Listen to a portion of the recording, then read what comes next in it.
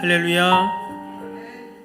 오늘 추수감사주일입니다. 말씀을 전하기 전에 한번 여러분 오른쪽을 한번 보시면 너무 풍성하고 아름답죠? 오늘도 추수감사주일 강단을 이렇게 섬겨주신 모든 분들에게 다시 한번 감사를 드립니다. 제가 이렇게 세보니까 대략 한 20가지 정도 과일과 채소가 있습니다. 그럼 하나님께서 올해도 이처럼 풍성하고 다양하게 우리에게 하나님께서 우리의 삶을 채워주셨는 줄로 믿습니다. 여러분이 추수감사절 강단을 보시면서 한번 보세요. 여기 한번 보시면서 여러분 어떤 마음이 드십니까? 먹고 싶다. 그렇죠. 먹고 싶죠. 그럴 줄 알고 여러분 나가실 때 다 과일 하나씩 준비했습니다. 떡도 준비하고 꼭 받아가시기 바라고, 저는 이것을 보면서 하나님은 변함없이 이처럼 늘 풍성하고 다양한 좋은 열매들로 우리에게 주시는데, 과연 나는 지난 한 해 돌아보면서 어떤 열매로 하나님께 올려드렸나, 제 자신 한번 돌아보니까 사실 너무 부끄러웠습니다. 그러면서 또 마음 한편에는 그런 마음이 들더라고요. 아직까지 한 달 보름이 남았다, 이런 말씀을 주세요. 여러분, 이제 한 달 보름, 열흘이 아직까지 2022년 남아있잖아요. 우리가 이 남은 한 달 열흘 동안 우리가 하나님 앞에 기도와 찬양의 열매를 드리고, 또 예배의 열매를 드리고, 또 섬김과 봉사의 열매를 드리고, 또 귀한 예물을 올려드리고, 또 하나님 앞에 사랑의 열매를 올려드린다면 하나님이 기뻐 받으실 줄로 믿습니다. 그런 의미에서 우리가 이 시간 하나님께 감사와 영광의 박수를 드리고, 우리 옆에 있는 분들과는 우리 같이 격려와 위로의 박수 한번 하겠습니다.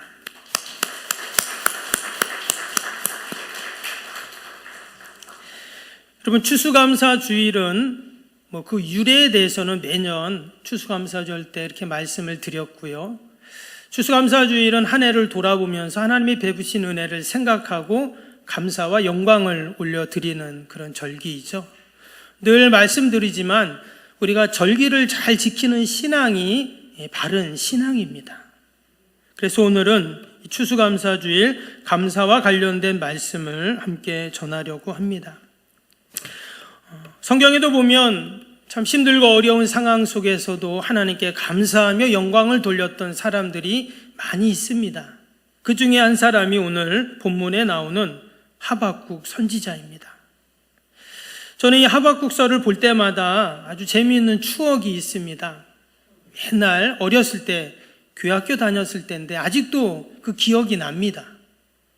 예배를 이렇게 마치고 그 전도사님이 2부 순서의 성경 퀴즈 대회를 했어요. 근데 그 퀴즈가 뭐였냐면, 여러분 세상에서 가장 맛있고 구수한 국이 뭔지 아세요? 이게 퀴즈입니다. 답이 뭔지 아세요? 잘도 아시네. 답이 하박국인 거예요. 근데 저는 그때 이해가 안 됐습니다. 아니, 맛있는 된장국도 있고 시원한 콩나물국도 있고 구수한 시래기국도 있는데, 아니 하박국이라니. 근데 저는 성경에 하박국이 있는지 몰랐어요, 그때는. 근데 정답이 하박국이라는 거예요. 이게 도대체 무슨 말인가 이렇게 지나갔는데, 제가 나중에 신앙을 하고 목사가 되니까 그게 맞는 말이더라고요. 근데 전도사님은 그것을 넌센스 퀴즈로 내셨는데, 제가 이 하박국서를 읽어보고 또 묵상해 보니까 넌센스 퀴즈가 아니었어요. 정말 세상에서 가장 맛있고 구수한 국이 뭐냐? 하박국이 맞습니다. 왜 그런가? 이 하박국에는요, 감사라는 조미료가 들어갔기 때문이에요. 실제로 이 하박국 선지자가 살던 시대는요, 절대 하박국이 맛있고 구수한 국이 될 수 없는 절망적인 상황이었습니다. 이 하박국 선지자는 예수님 오시기 전에 600년 전에 있었던 사람입니다. 당시 남왕국에서 사역했던 선지자인데요, 그때는 나라가 아주 혼란스러운 그런 때였습니다. 주변의 열강들에 의해서, 강대국들에 의해서 언제 이스라엘이 멸망당할지 모르는 그러한 상황이었습니다. 그때 상황을 잘 얘기해 주는 게 1장에 보면 나옵니다. 1장 8절 말씀을 한번 보시면 제가 한번 읽어드리겠습니다. 그들의 군대는 표범보다 빠르고 저녁 이리보다 사나우며 그들의 마병은 먼 곳에서부터 빨리 달려오는 마병이라 마치 먹이를 움키려 하는 독수리의 나름과 같으니라. 여기서 말하는 군대는 바로 바벨론을 의미합니다. 그 바벨론이 얼마나 무시무시했는지 마치 표범보다 빠르고 이리보다 사나웠다 표현했어요. 이어지는 9절에 보면 그 바벨론 사람들이 쳐들어와서 이스라엘 사람들을 다 잡아갑니다. 근데 얼마나 많이 잡아갔는지 모래알같이 많이 잡아갔다 그랬어요. 여러분, 그럼 잡혀가면 뭐합니까? 다 종이 되고 노예가 되는 거잖아요. 당시에 그런 상황 속에서 실제로 바벨론이 1차 침공했을 때 우선 10,000명 가까운 이스라엘 사람들이 잡혀갔습니다. 그때 우리가 잘 아는 다니엘과 그 친구들도 그때 이제 잡혀가게 되죠. 뿐만 아니라 당시에 이스라엘의 영적인 상황, 신앙은 어땠는가? 그래서 1장 2절에 나옵니다. 1장 2절을 보시면 여호와여 내가 부르짖어도 주께서 듣지 아니하시니 어느 때까지니까 내가 강포로 말미암아 외쳐도 주께서 구원하지 아니하시나이다. 여기 보니까 어려움 가운데 하나님께 부르짖고 또 하나님께 외치는데 뭐라고 했어요?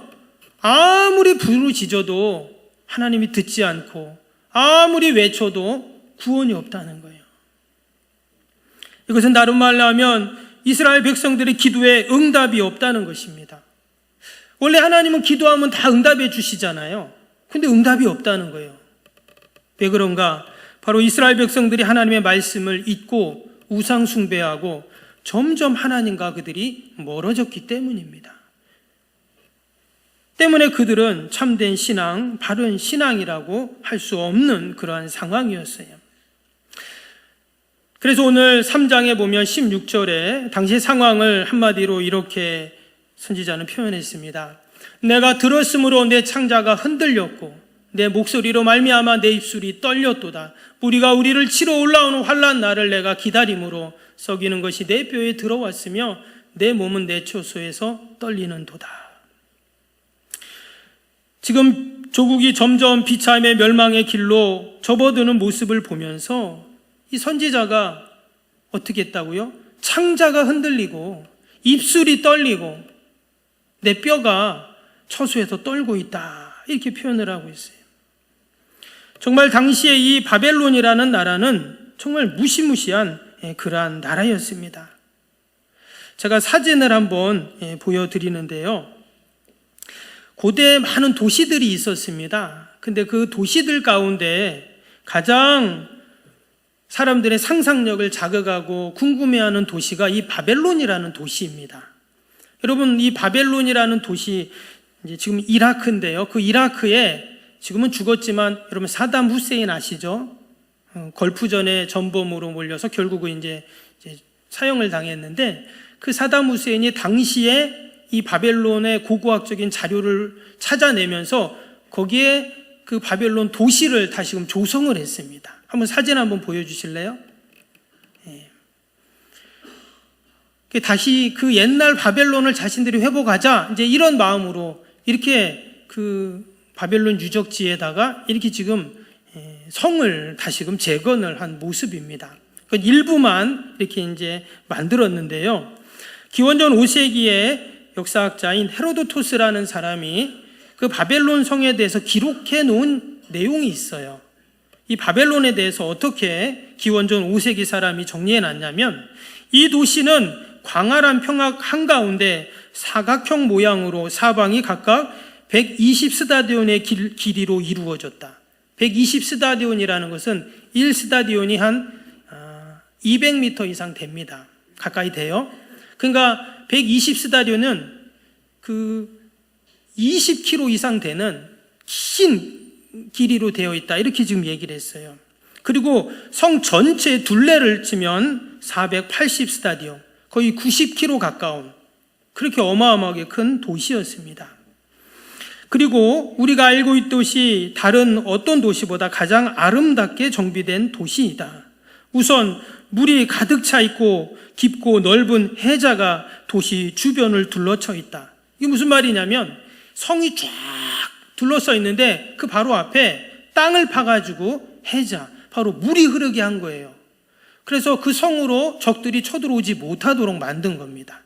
그리고는 성과 그 바깥의 다리를 무려 123개를 만들었다는 거예요. 어마어마하죠. 근데 그 성의 두께를 보니까요, 성의 두께를 보니까 50큐피트, 높이는 200큐피트. 지금으로 치면은 성 두께가 25m, 높이가 89m 있다는 거예요. 그리고 성 위에는 말 3마리가 한 번에 달릴 수 있는, 마차가 달릴 수 있는 그런 공간이 있었다는 거예요. 여러분, 어마어마한 도시죠. 이런 바벨론이라는 문명과 기술과 어마어마한 군사력을 가진 그 나라가 지금 이스라엘을 쳐들어온 겁니다. 이길 재간이 없죠. 당시에 이스라엘의 왕은 누구였냐면 여호야김이라는 왕이었습니다. 이 여호야김은 성경에 보니까 악한 왕으로 되어 있어요. 그 선지자가 하나님의 말씀을 전합니다. 그러면 전하는 그 말씀을 가져다가 찢어가지고 불에 태워버리고 하나님을 모욕하고 무시했던 그런 왕이에요. 그런 왕이 나라를 다스리니 당연히 나라는 영적으로 피폐하고 정치적으로 도덕적으로 부패한 나라가 되었습니다. 결국은 힘없는 이스라엘이 그 악한 세력들에게, 바벨론에게 그들은 멸망당할 수밖에 없었습니다. 당시에 그 처참했던 상황을 오늘 하박국 선지자는 17절에 이렇게 고백을 했죠. 17절 다시 한번 보시면, 비록 무화과 나무가 무성하지 못하며 포도나무에 열매가 없으며 감람나무에 소출이 없으며 밭에 먹을 것이 없으며 우리의 양이 없으며 외양간에 소가 없을지라도. 이게 지금 이스라엘의 상황입니다. 당시의 고대 사회에는요, 특별히 중동 지역에서는 침략자들이 어떤 나라를 들어가면 그 나라에 있는 모든 과수나무들을 다 잘라버렸다고 합니다. 그러면 다시는 과실을 먹을 수가 없는 거죠. 당시의 무화과는 양식이었습니다. 포도나무는 음료수였습니다. 감람나무는 기름을 짜서 그들이 생활을 해야 했습니다. 근데 그런 나무들을 다 잘라버린 거예요. 외양간에는 소가 없습니다. 우리에는 양이 없어요. 왜 그럴까요? 짐승도 다 잡아갔기 때문에 그냥 우리가 텅텅 비어버린 것입니다. 한마디로 폐허가 된 현실을 그렇게 설명하고 있는 겁니다. 여러분, 이런 상황 속에서 뭐를 할 수 있을까요? 오로지 할 수 있는 것은 절망밖에 없는 거예요. 그런데 오늘 말씀을 보니까 선지자는 무엇을 하냐면 기도를 하기 시작한다는 겁니다. 그래서 오늘 1절 말씀에도 하박국의 기도다, 그렇게 시작이 되고 있어요. 그래서 오늘 이 하박국 3장의 내용은 뭐냐면 하박국의 기도입니다. 그럼 여러분, 뭘 기도할까요? 하나님, 우리가 이렇게 거대한 강대국한테 어려움을 당하는데 하나님 우리에게 힘을 주세요, 이렇게 기도할 수 있잖아요. 아니면 하나님, 옆에 있는 우방국들 우리를 좀 도와주게 해주세요, 이렇게 우리가 기도할 수 있습니다. 그것도 아니라면 우리가 전쟁을 하는데 하나님께서 전쟁에 할 수 있는 도구를 주시고 방법을 주시고 하루속히 이 고통으로부터 빨리 벗어나게 해주세요, 이렇게 기도할 수 있잖아요. 그리고 사실 그렇게 기도하는 것이 일반적인 기도입니다. 근데 오늘 이 선지자는 어떻게 기도했냐면 이어지는 18절을 한번 보겠습니다. 뭐라고 기도했냐면 나는 여호와로 말미암아 즐거워하며 나의 구원의 하나님으로 말미암아 기뻐하리로다. 아멘. 이게 지금 기도 내용이에요. 여호와로 말미암아 즐거워하며 나의 구원의 하나님으로 말미암아 기뻐하리로다. 사실 하박국 선지자의 기도는 당시의 상황과는 전혀 안 어울리는 그런 기도를 하고 있어요. 여러분, 지금 기뻐할 수 있고 감사할 수 있습니까? 지금 외양간에 또 우리의 짐승이 한 마리도 없어요. 그리고 모든 과수나무는 다 잘려버렸습니다. 그럼 어떻게 여기서 즐거워하고 기뻐할 수 있겠어요? 이것은 어찌 보면 현실을 회피하고 외면하는 모습일 수 있습니다. 아니면 너무 상심이 돼서 정신이 좀 이상해진 그러한 모습인 거예요. 근데 우리가 오늘 이 18절 하박국의 기도를 잘 보면 그가 지금 즐거워하고 기뻐한다고 했는데 무엇 때문에 기뻐하고 즐거워한다고 했냐면 나는 여호와로 말미암아, 나의 구원의 하나님으로 말미암아. 무슨 말이냐면 지금 하박국 선지자는 뭘 보고 있습니까? 잘려진 과수나무를 보고 텅텅 빈 그 짐승의 우리를 보고 기도하는 게 아니라 하나님을 보고 있다는 거예요. 하나님을 보면서 기도하고 있어요. 여호와로 말미암아, 나의 구원의 하나님으로 말미암아 지금 그가 기도하고 있는 것입니다. 악한 세력인 바벨론을 본 것이 아니라, 폐허가 된 현실을 본 게 아니라, 주변에 나를 도와줄 만한 우방들을 본 것이 아니라 그가 여전히 붙잡고 있었던 것은 여호와, 나의 구원의 하나님을 그는 붙잡고 있었던 것입니다. 여러분, 과연 그러면은 하박국 선지자가 붙잡고 기도했던 그 하나님은 어떤 하나님입니까? 우리가 읽진 않았지만 앞에 2절부터 15절까지를 보면 그 하나님이 어떤 하나님인지 쭉 설명을 하고 있어요. 잠깐 말씀을 한번 읽어보면 4절부터 6절 제가 읽겠습니다. 그의 광명이 햇빛 같고 광선이 그의 손에서 나오니 그의 권능이 그 속에 감추어졌도다. 역병이 그의 앞에서 행하며 불덩이가 그의 발밑에서 나오는도다. 그가 서신즉 땅이 진동하며 그가 보신즉 여러 나라가 전율하며 영원한 산이 무너지며 무궁한 작은 산이 엎드려 지나니 그의 행하심이 예로부터 그러하시도다. 밑에 12절도 볼까요? 주께서 노를 바라사 땅을 두르셨으며 분을 내사 여러 나라를 밟으셨나이다. 13절입니다. 주께서 주의 백성을 구원하시려고 기름 부음 받은 자를 구원하시려고 나오사 악인의 집에 머리를 치시며 그의 기초를 바닥까지 드러내셨도다. 14절입니다. 그들이 외우리 바람처럼 이르러 나를 흩으려가며 가만히 가난한 자를 삼키려고 즐거워하나 오직 주께서 그들의 전사의 머리를 그들의 창으로 찌르셨나이다. 15절. 주께서 말을 타시고 바다 곧 큰 물의 파도를 밟으셨나이다. 지금 하나님의 모습을 쭉 설명하고 있어요. 우리가 이 하박국 선지자가 보았던, 만났던 여러분 그 하나님을 꼭 저와 여러분이 만나기를 축복합니다. 정말 하나님이 살아계시고 정말 하나님이 계시다면 아마 우리의 모습은 달라질 겁니다. 우리의 신앙은 달라질 것이고 우리의 예배의 모습은 달라질 것이고 우리의 사명과 직분을 감당하는 모습도 달라질 것입니다. 더 나아가서 내가 아무리 힘들고 어려운 상황이 있어도 우리는 낙심하고 절망할 필요가 없어요. 왜? 오늘 2절부터 15절까지 나오는 그 하나님이 늘 나와 함께 하시니까. 할렐루야. 그래서 하박국 선지자는 2절부터 3절부터 15절까지 나오는 이 하나님에 대해서 쭉 설명을 하면서 이야기를 하면서 지금 오늘 16절에 그 하나님을 생각하면서 두렵고 떨었던 거예요. 서두에 16절에 지금 이 하박국 선지자가 두려워하고 떨었던 모습은 바벨론 때문이 아니었다라는 거예요. 사람들은 다 그 바벨론이 쳐들어오고 하니까 그 두려워하고 무서워하고 떨었는 줄 알지만 아니었어요. 지금 하박국이 이처럼 두려워했던 이유는 뭐냐? 이것은 결국 하나님을 향한 존경과 경외의 모습이죠. 바로 하나님을 생각할 때 그 하나님의 권능의 모습, 그 어마어마한 하나님의 모습을 생각하니까 그는 도리어 감사를 고백할 수 있었던 것입니다. 어떻게 공의의 하나님이 저처럼 불법을 저지르는 바벨론을 그냥 보고만 계시고 도리어 저 바벨론을 통해서 우리를 이처럼 힘들게 하시는가? 앞에 보면 그런 고백이 나와요. 하박국이 처음에. 근데 그가 하나님께 기도하고 또 기도하고 기도하니까 감사의 사람으로 그가 바뀌고 있다라는 것입니다.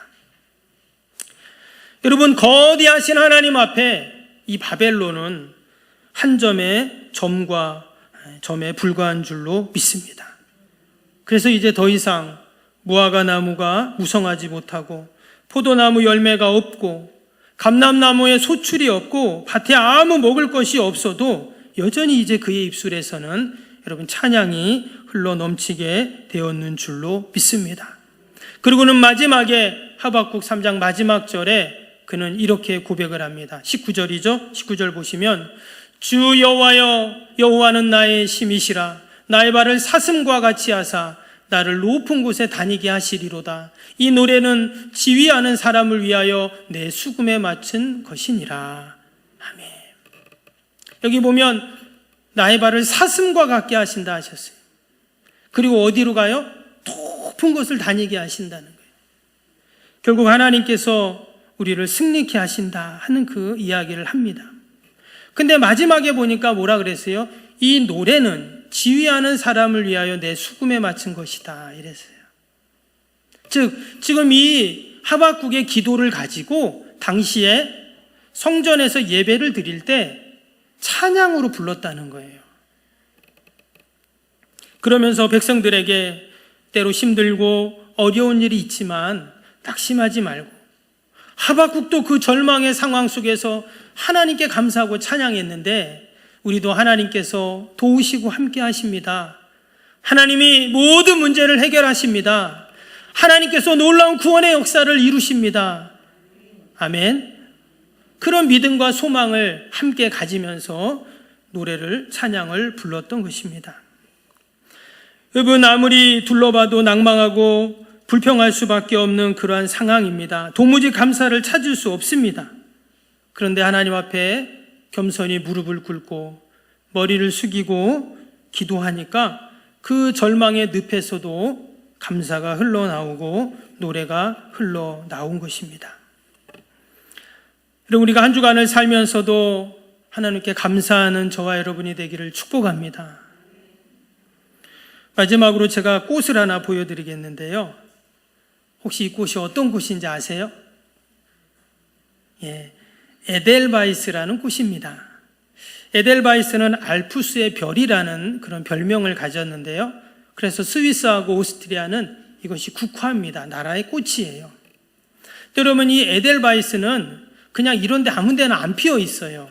어디 피어 있는지 아세요? 고지대에 피어 있습니다. 제가 예전에 신학교 다닐 때 그때 이제 중국하고 백두산을 한번 간 적이 있습니다. 신학교에서 교수님들, 학생들하고 같이.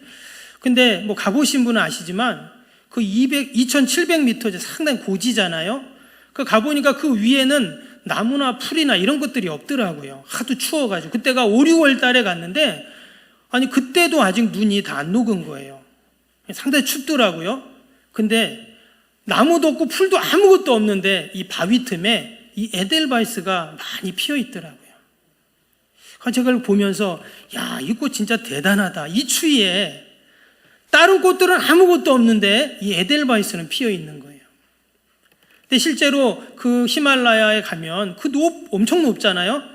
이 에델바이스 꽃들이 그 눈 속에, 얼음 속에 피어 있다고 합니다. 여러분, 우리가 감사는 절망 속에서도 피는 꽃과 같습니다. 우리가 어떤 상황 속에서도 감사를 잃지 않는다면 하나님은 아름다운 우리의 인생의 꽃을 피워주실 줄로 믿습니다. 서두에 가장 맛있고 구수한 국이 어떤 국이라고 했죠? 하박국이라 했잖아요. 우리가 하박국처럼 여러분 감사의 꽃을 피워서 하나님 앞에 영광 돌리는 저와 여러분이 되시길 주님의 이름으로 축복합니다. 기도하겠습니다. 사랑과 은혜가 충만하신 하나님 아버지, 그 추위 속에서도 피는 에델바이스처럼 어떤 절망의 상황 속에서도 우리가 감사의 꽃을 피우게 하여 주옵소서. 마치 하나님의 밥상에 감사의 조미료를 넣은 하박국을 올려드리는 것처럼 우리가 늘 하나님 앞에 감사하며 하나님이 주신 은혜와 구원의 은혜들을 경험케 하여 주옵소서. 지난 한 해를 돌아봅니다. 힘들고 어려운 일도 많았지만 그러나 여전히 하나님이 도와주시고 은혜를 베풀어 주시고 함께 하셨는 줄로 믿습니다. 아버지, 이 한 시간도 또 한 주간을 살면서도 오직 하나님께 감사로 영광 돌리게 하여 주옵소서. 감사하며 예수님의 이름으로 기도하옵나이다. 아멘.